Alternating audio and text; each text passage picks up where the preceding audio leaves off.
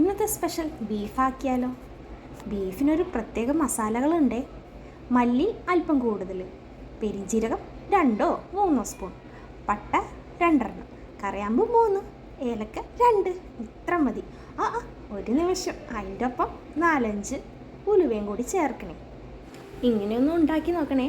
നമ്മുടെ പഴമക്കാരുണ്ടാക്കുന്ന അതേ രുചി ഈ കറികൾക്കും കിട്ടും. ഇനി പാചകം.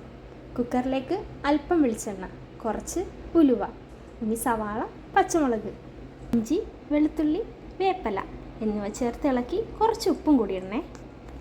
പൊടിച്ചു വെച്ചിരിക്കുന്ന മസാല 2-3 സ്പൂൺ മതി. മല്ലി ഒപ്പം പൊടിച്ചതുകൊണ്ട് പ്രത്യേകിച്ചിടണമെന്നില്ല. മഞ്ഞൾ, കുരുമുളക് എന്നിവ ചേർത്ത് നല്ലപോലെ ഇളക്കി കൊടുക്കുക. മസാലക്കൂട്ടുകളെല്ലാം മുരിഞ്ഞു വരുമ്പോൾ തക്കാളിയും ചേർത്ത് കൊടുക്കുക. അല്പം വിനാഗിരിയിലേക്ക് മുളകും ചേർക്കുക. ഒരു കുഴമ്പ് രൂപമാകുന്നത് വരെ ഒന്ന് ഇളക്കി കൊടുക്കുക. പാകം ചെയ്ത് വെച്ചിരിക്കുന്ന പാത്രത്തിലേക്ക് ആ മുളക് പൊടി ഇട്ട് കൊടുക്കുക. മുരിഞ്ഞു പോകാതിരിക്കാനും പ്രത്യേക രുചി കിട്ടാനുമാണേ.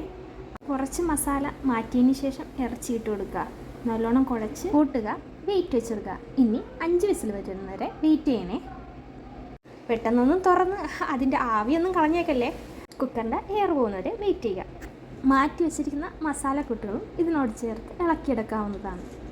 ഇനി ചെറിയ ചൂടോടുകൂടി വേവിച്ചെടുക്കാവുന്നതാണ്. ചപ്പാത്തിയുടെ ഒപ്പോ ഇടിയപ്പത്തിൻ്റെ ഒപ്പോ പുട്ടോ പൊറോട്ടയോ കൂട്ടി ഇത് കഴിക്കാവുന്നതാണ്. രുചി ഒന്ന് കമൻറ്റ് ചെയ്യണേ.